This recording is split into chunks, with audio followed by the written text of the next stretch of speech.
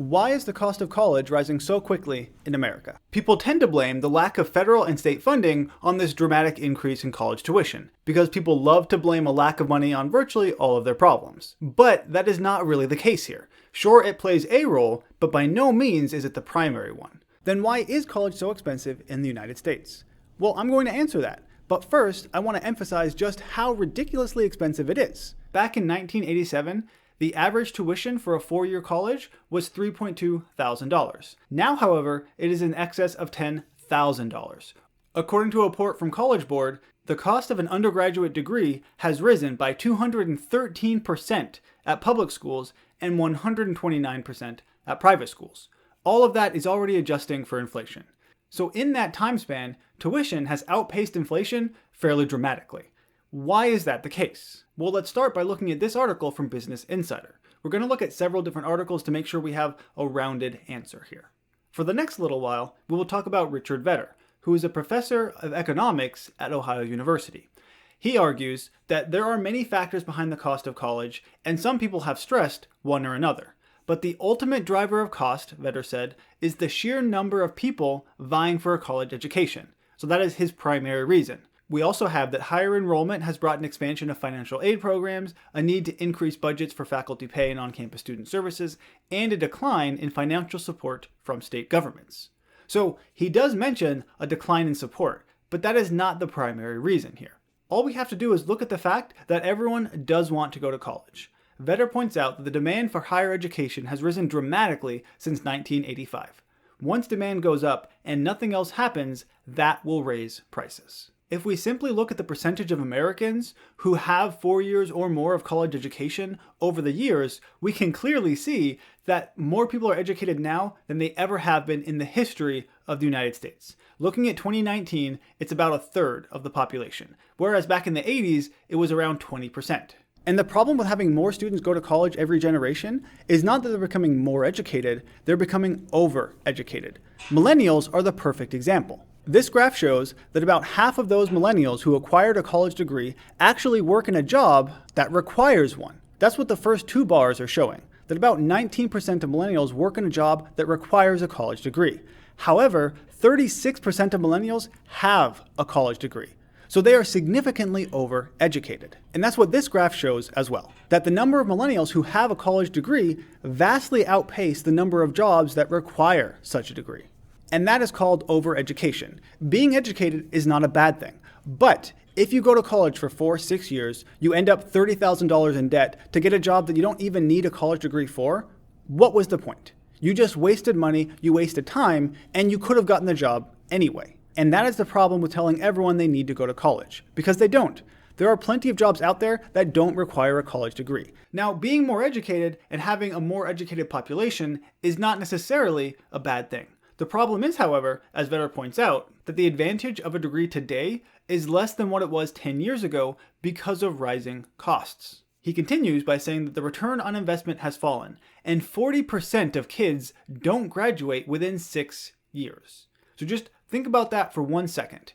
40% of college students don't graduate not even within 4 years, which is typically what you should do for a bachelor's, but 6 years. That is not a great statistic. He continues and says it's a vicious cycle of supply and demand. The more students who want to attend college, the more the cost of college increases, and the more students borrow money. This is what economists call inelastic demand or an inelastic good. It's something that even though you raise the price, people are still going to buy it.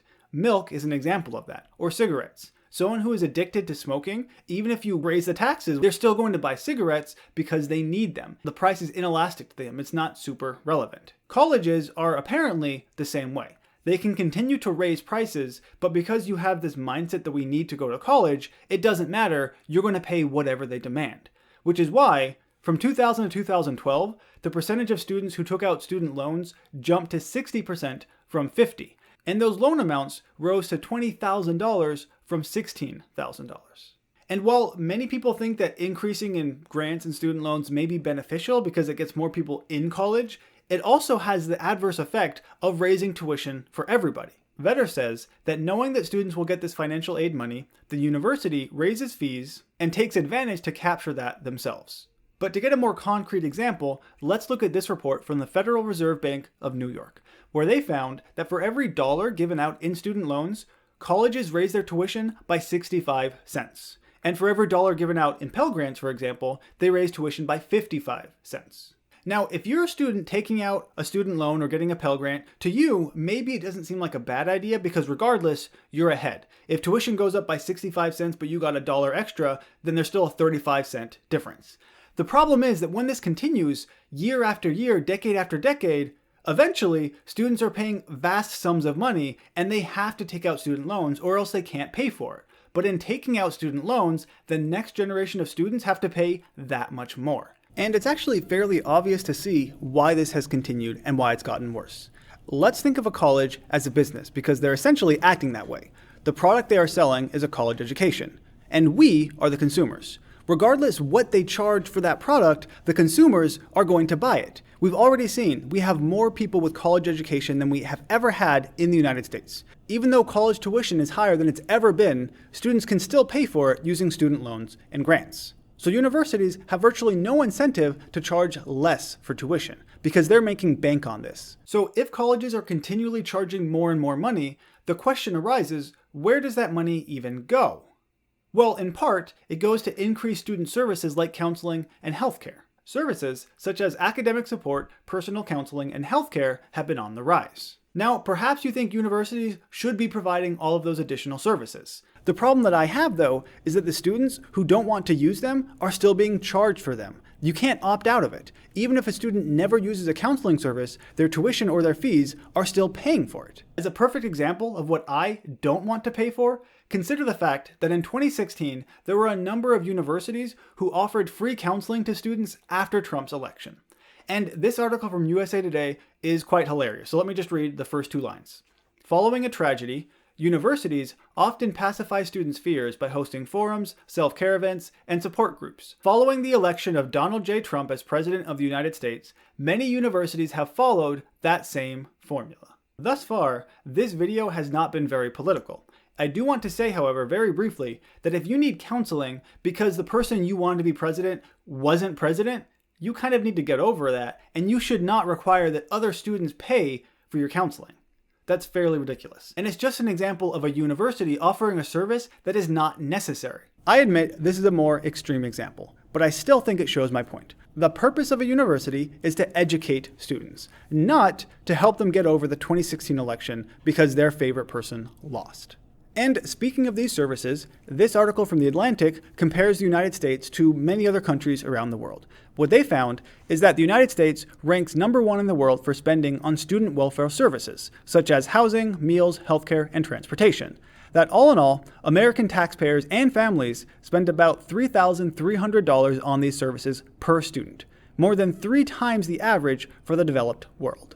So even if we're looking at other countries around the world, the United States still spends a lot more on services like this than they do.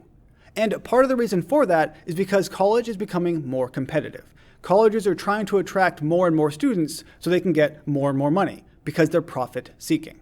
But this creates even more problems. The competition eventually crept beyond climbing walls and dining halls into major long-term operating costs. That in the United States, a startling amount of money is spent on non-teaching staff. And while some of them directly benefit students, many others do tangential jobs that have more to do with attracting students than with learning. And this is why colleges are becoming more and more like a business. Instead of improving the quality of the education, they're trying to reach out and get more students to come to their university so they get more money, because it's all about profits. But a college should not be a business. That's not what it's for. It's to educate, not to sell a product. And here's a perfect example of how they're failing at their primary goal, which is educating students. US colleges spend more on non-teaching staff than on teachers, which is upside down compared with every other country except for Luxembourg. I don't know how anyone can look at that and think it's acceptable. Isn't the primary goal of a university to educate their students? That would be like NASA spending more money on HR or ads to attract new engineers than they spend on training astronauts or building things to go into space. That would kind of defeat the entire purpose of the program. I want to go over another article that kind of expounds on things that we've briefly mentioned but haven't looked into depth about, starting with why colleges spend so much money to market to potential college students. That colleges spend about $10 billion every single year on recruitment, which is just trying to get more students to come to your college. It has nothing to do with the quality of the education they receive. They are spending more and more money trying to make their college more attractive and give the best college experience. Which is why in 2011, colleges and universities spent more than $11 billion on new faculties while simultaneously amassing $205 billion in debt. Looking at those two figures alone, you can say that something is wrong with their priorities here. There has also been an increase in college administration positions. The Department of Education found that between 1993 and 2009, the number of administration positions at higher education institutes increased by 60%, which is 10 times the growth of tenured professors. Once again, there's less emphasis on actual teaching and more emphasis on administration. Huffington Post expounds on that a little bit, and they said that from 1987 till 2011, universities and colleges collectively added 517,000 administrators and professional employees, or an average of 87 every working day. They pointed out that the number of administrators and professional staff has more than doubled, which is a rate of increase more than twice as fast as the growth in the number of students. Now, you would expect that as you get more students, obviously you need to have more teachers, more administrators. That all just makes sense. But you would expect it to be a similar ratio. But that's not what we're seeing. Instead, there's a significant increase in the number of administrators, many of whom don't really have anything to do with the day-to-day education of the students. They're not helping improve the quality of the education, so why are they there? This article also points out that college executives are earning fairly large salaries, specifically public university presidents, who just in 1 year, 2012 to 2013, their median pay increased by 5% to a whopping $478,000. As a matter of fact, this article from the New York Times found that student debt grows fastest at universities that have the highest paid leaders or presidents. At 25 public universities with the highest paid presidents, both student debt and the use of part-time adjunct faculty grew far faster than at the average state university from 2005 to 2012. They point out that the high executive pay obviously isn't the direct cause of higher student debt or cuts in labor spending, but that universities with heavy executive spending also have more adjuncts, more tuition increases, and more administrative spending. So it's not necessarily the reason, but it shows the root of the problem. And that is mainly that colleges don't know how to spend their money. They're spending their money in places they don't need to. So much like they did in this article, we can't look at any single reason and say that's why college tuition has increased so dramatically, outside of perhaps the vast increase in the number of students who are going to college. Most of it has to do with the way that colleges are treating a college education itself. But they all paint a picture, and that is a picture of college incompetence. What we have seen is that colleges don't know how or where to spend their money. That what they're doing is becoming a business. They're trying to sell a product. The product is a college education. And rather than focus on making that product the best it can be, instead they're trying to fill out other non-important areas, whether it comes to having more technology, better buildings, more services, more administrative positions, and higher paying presidents. None of that is really relevant when it comes to the student who comes to a university to learn.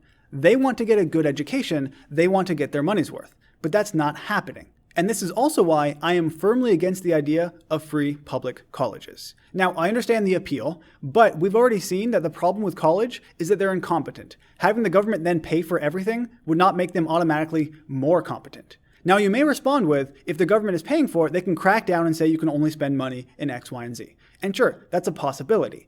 But the government pretty much already does that with K through 12 education, and they're doing a horrible job there. So even though public colleges are incompetent, because they certainly are, K through 12 is not any better. They may actually be worse. So the federal government has proven that it can't do it. College administrators have proven that they can't do it. So how can we fix this? How can we make tuition more affordable? And I certainly don't have all the answers. But at the very least, we could start by stop forcing everyone to go to college. It's not necessary. I mean, we already saw that yes, millennials are the most educated generation, but they are also very overeducated, that they have degrees they don't actually need for the jobs that they do. And that is a problem, because if the supply continues to increase, if more students are going to college every single year, colleges won't learn their lesson. They'll continue to raise tuition at costs higher than inflation. They've already been doing that for decades. So perhaps if we cut down on the supply of students, colleges will have no option but to reevaluate where their money is going. Perhaps they'll make university actually more geared towards education, like it should be, and less geared towards things that are not as relevant. Those are my thoughts, but what do you think? After looking at all of the information I've provided, how do you think we can improve college education? How can we make it less expensive and better for everyone? Leave your thoughts in the comment section below. Thank you for watching, sharing, and subscribing. And if you're currently a college student, well, good luck with that. I'll see you next time.